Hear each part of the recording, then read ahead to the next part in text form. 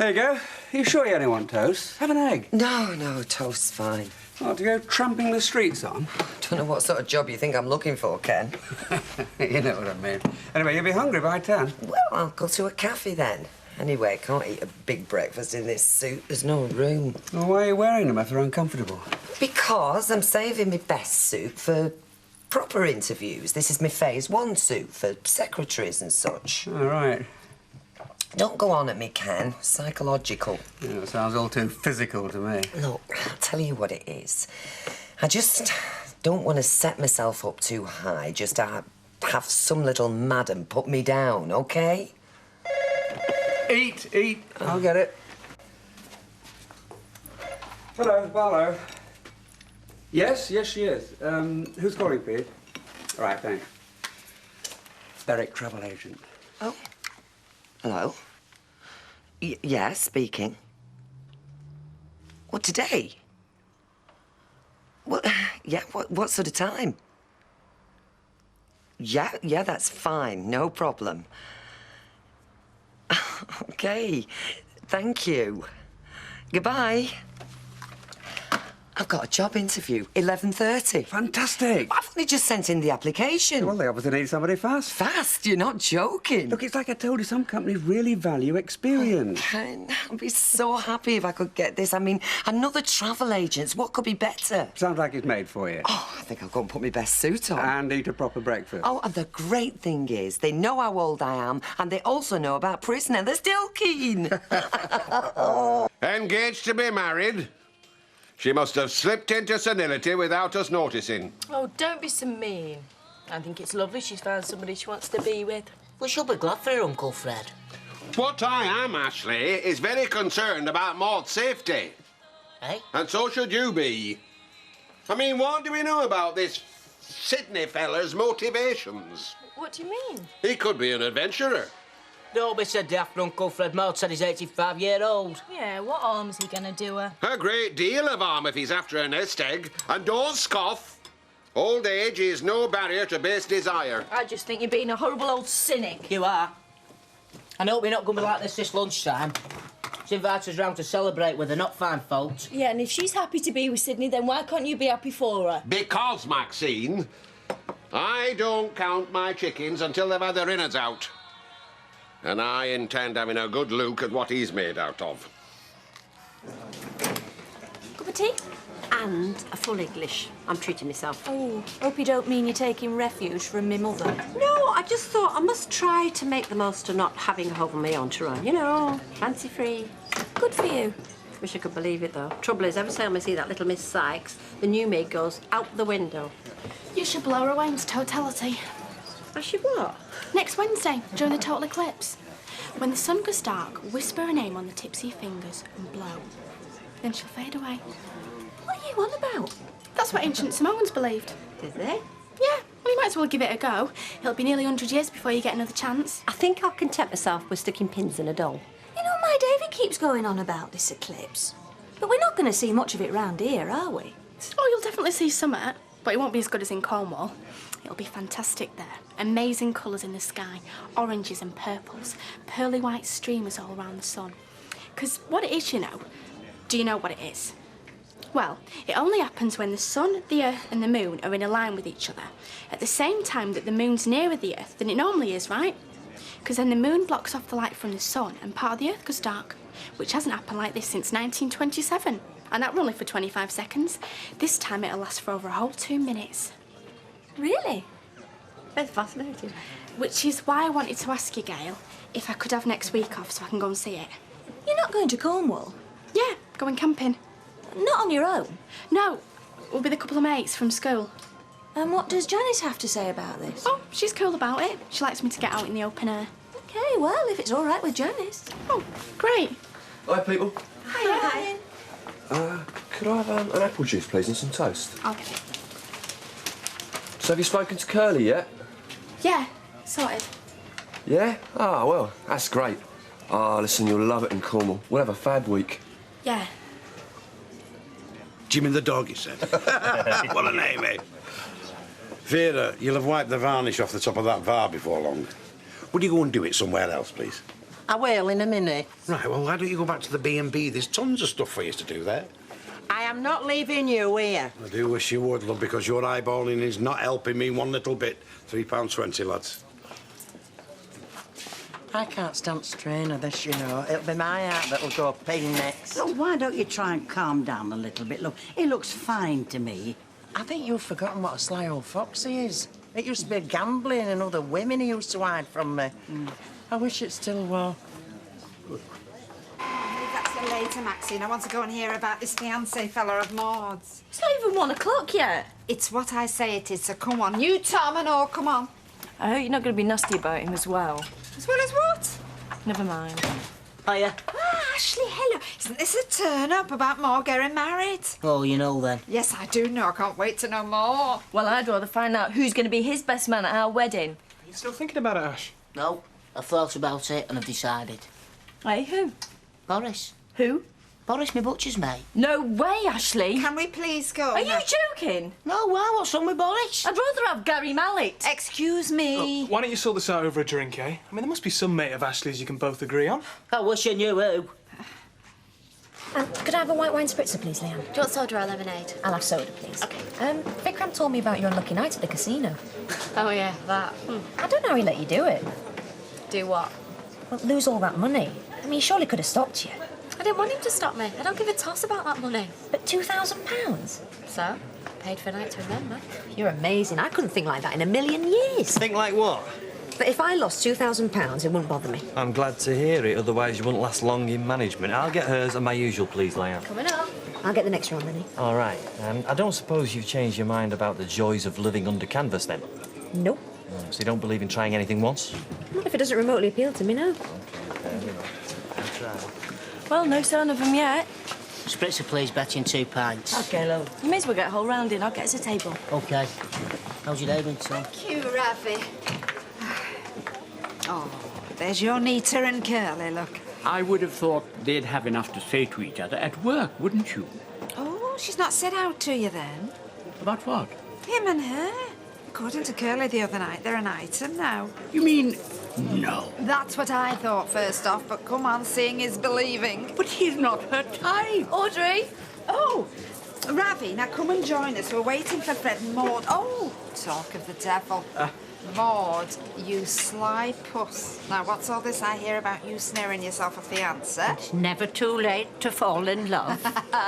Oh, good for you. Congratulations. Thank you, Audrey. I think I need to have a word with my daughter outside of here. All right, well, come back if you like. So, Maud, now who's going to give you away, then? Him. Fred. You what? Well, you're the nearest I've got to a male relative, aren't you? There's your drink, Maud. And there's yours, Uncle Fred. Thanks, Ashley. Well, I think it's brilliant getting married as well, Maud. So do I. I only hope you and Ashley won't mind us beating you to it. Why have you booked it already? A week Friday. What? Hey? Oh, wow. You're going to wait a week Friday? 13th. Unlucky for some, but not for me and Sydney. Well, are we celebrating? What happened? What do you think? Tell me. Well, it was all going fantastic. And then one of them said he just wanted to clear something up about my conviction. But I thought you said... They wanted to know when it was that I won my appeal. And I said I hadn't had my appeal yet. And, well, it was like I suddenly turned dodgy in front of their eyes. Why, what did they say?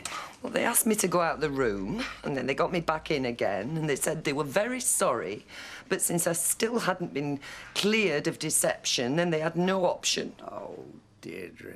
Okay. What am I gonna do? When am I ever gonna get John Lindsay out of my life?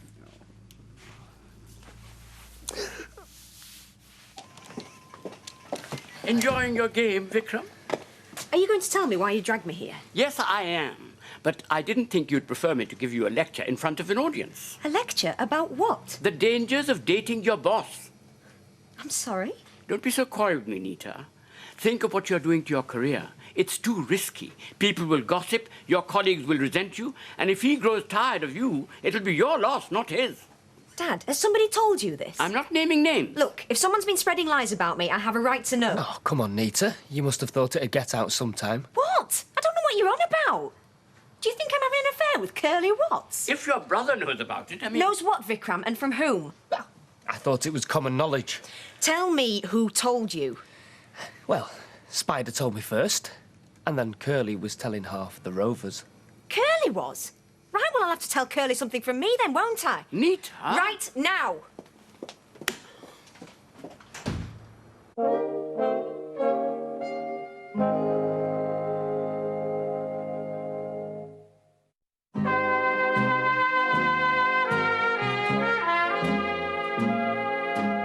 Right then, Maud. Tell us about this mystery man of yours. As to where you met him for a start. Well, we met at Mayfield Court. He moved in when his wife died. When was that? Recently. So what else do you know about him? What's his background? Just because I asked you to give me away, Fred, it doesn't mean that I want you to start treating me like you were my father. We're just interested, Maud. I mean, it's also very sudden, isn't it? Huh? Hey, Maud. It's not a shotgun wedding, is it? Yes, Ashley. It is in a way. Hey? What do you mean, Maud? Well, you don't mean you've been on this newfangled fertility treatment. I meant we're forced by not having any time to waste. Oh. And we thought, seeing as we get along nicely, let's go for it. Hiya. Hey, have you seen Curly Watts anywhere around here? Curly? Yeah, he was leaving just as we got here. Oh, damn. Oh, I can see why you two get on now. Both of you sleeping your way to the top. Huh? Taking a notice of her. She's just jealous because no man's going to fancy her and that sad old bag Alma. I'm out of here. Ciao. Glad you came in here. Yeah, I'm not going to cry another tear over that swine. That's the spirit.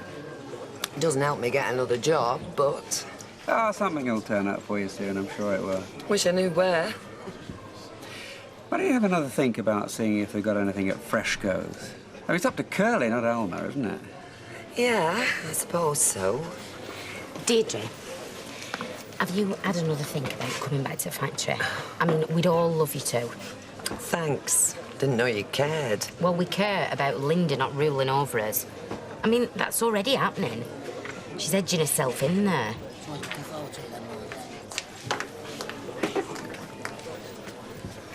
I don't know what you make of all this, but I think Maud's gone finally gaga. Oh, Fred. You mark my words. This Sydney merchant will have his name in her will before you can say scurvy knave. Do you really think so? Aye. Then he'll see her off and cash in his chips. I suppose it does seem a bit hasty. Hasty? It's come at us out of nowhere. Until we actually meet him. So then, Maud, when are we going to meet this lucky fella himself? Well, tonight, if you want. I'll bring him here. Got to get these to the cleaners before the race meeting. Hang on, Dad. How are you going to go to that? What? The races. Well, same as everyone else, on the coach. No, I mean, how are you going to go if I'm going? What? I put my name down before you, and if I'm going, you're going to have to stay here and mind the shop, aren't you? Unless, of course, you want it to be closed all day. You put your name down before I did, but I didn't see your name. Check it out. I'm way up from you. Are you? And a bottle of scotch, please. Hi, Mike. Oh, hi, Deirdre. How's it going? Oh, fine, thanks. Went for a job interview this morning. Oh, did you? Yeah, as soon as they found out my appeal was still pending, they decided I couldn't be trusted around money. Oh, no. Yeah, but don't offer me my old job back again, because I'm not telling you for that. That's a pity. Oh, not unless a certain person's on her way out. Well...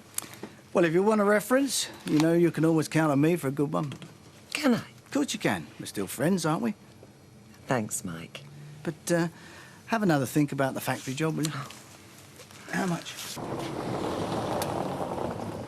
So, what were you saying to old Dreary back there, then? You were having a right good yap with her. Well, just asked her how her job search were going. Yeah, and? There don't seem to be much out there for her, by the sounds of it. Well, so long as she's not thinking of coming back to the factory. No, I think you've managed to see her off and Elmer Baldwin both. Good. OK, Mr. Watts. Thank you. Hello. Hiya.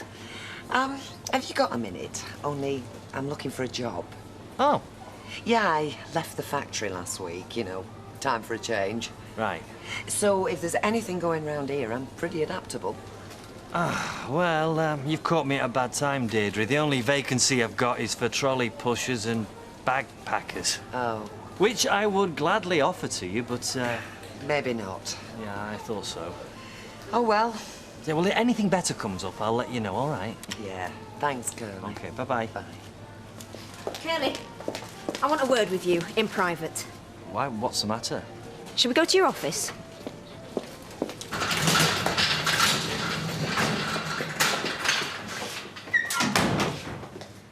What's the problem? You are. Since when have we been an item? Hey? Well, that's what you seem to have been telling everybody. Who's been saying that? My father, for one. And then my brother tells me that Spider told him. And apparently you've been boasting about it to all and sundry in the Rovers. No, I haven't. So how do you explain how all these different people get the same message? It's gossip, innit? People gossip, it gets around. Well, you better make sure that the truth gets round, Curly, and fast, or I'll quit. There you go, Sydney. This is my Sydney. I'll introduce you to everybody, Sydney. This is Ashley's fiancée, Maxine. Hello. Councillor Audrey Roberts. Pleased to meet you. This is my son-in-law and Ashley's dad, though sometimes referred to as uncle, for reasons I'll explain to you later. Fred Elliott. How do? I thought we'd have a glass of bubblies before we went over to Rovers. Lovely. We're looking forward to drinking lots of this, aren't we, Sydney? Make an effort. To Maud and Sydney. Yeah. Maud and Sydney. Seems more like a ghost than a gold digger. Appearances can be deceptive. We never, ever thought we'd be so lucky, did we, Sydney? No. And we knew it was love as soon as our eyes met across the rec room. Oh. And now we're everything in the world to each other.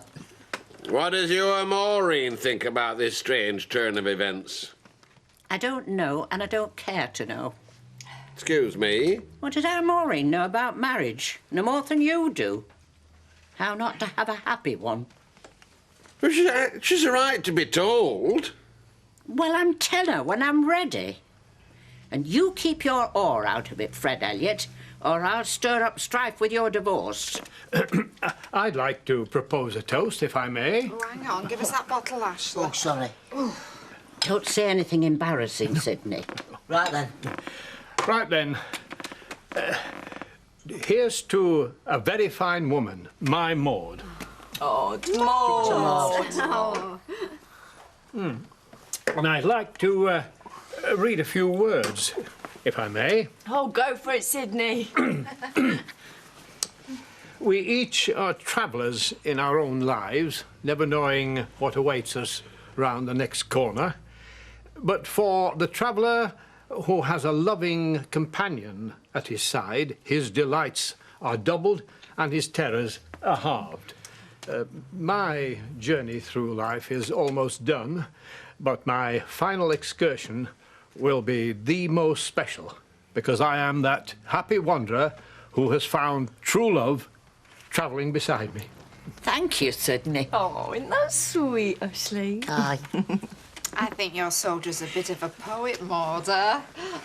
Well, if we're in the mood to wander, let's all go to Rovers. Oh. A drink? You mean right now? Yeah, if you're free. I certainly am. Why don't we take my car and find a pub in the country? No, let's just go to the Rover, shall we? But supposing your husband is there, won't it be a little awkward? Well, only for him.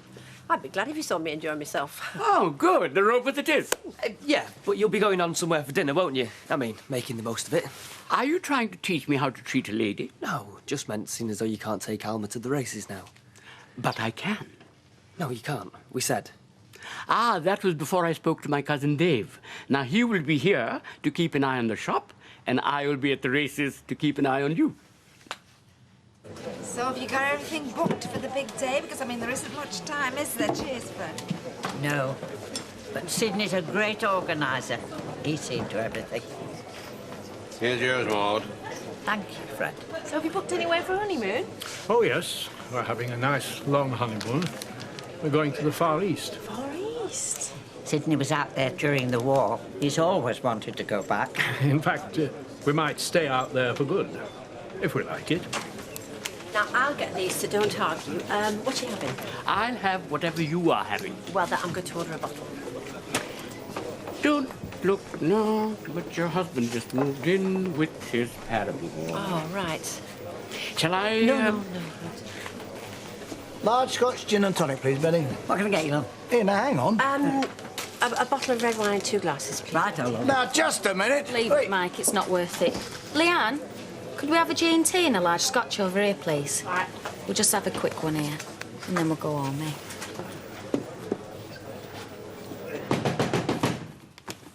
Yeah, hang on.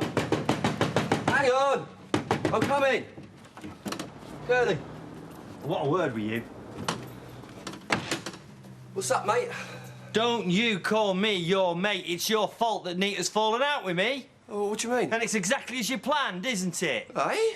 Yeah, you spread it about that me and Nita was an item so she'd get the needle with me. I'll give it a rest as you showing off about it in the Rovers the other night. Only 'cause you set me up. I did what? Yeah, you going on with yourself. Oh, what's all this about you and Nita? Oh, well, you didn't go out your way to try and deny it, though, did you? Only 'cause I didn't get a chance. Oh, don't be so pathetic. Yeah, well, stuff you. And you can forget coming to Cornwall with me, 'cause I've had enough of you, mate. Come on, let's go. Give me strength. Looks like it's going to be a great year. See what I mean? Scheming old goat's got it all worked out. He's going to whisk her off to the other side of the world and filch her savings. Oh, he looks so sweet. Oh, Dre. I know. Trust me. There's a dark horse if ever I saw one. I just wish he'd say something himself, then we could get the measure of him. I'll have to get him on his own. Give him a thorough good drilling. How are we going to do that? Oh, he'll have to be somewhere else, not here. And when she's not about. Yeah. Oh, listen, I just had a thought. Maud's got a hair appointment Friday lunchtime. Well, you could go and see him then at the Mayfield Court. Champion. I'll come with you. We can do nice and nasty. I bet you $1 million to a peck of salt that old Mad Maud will have a lot to thank us for.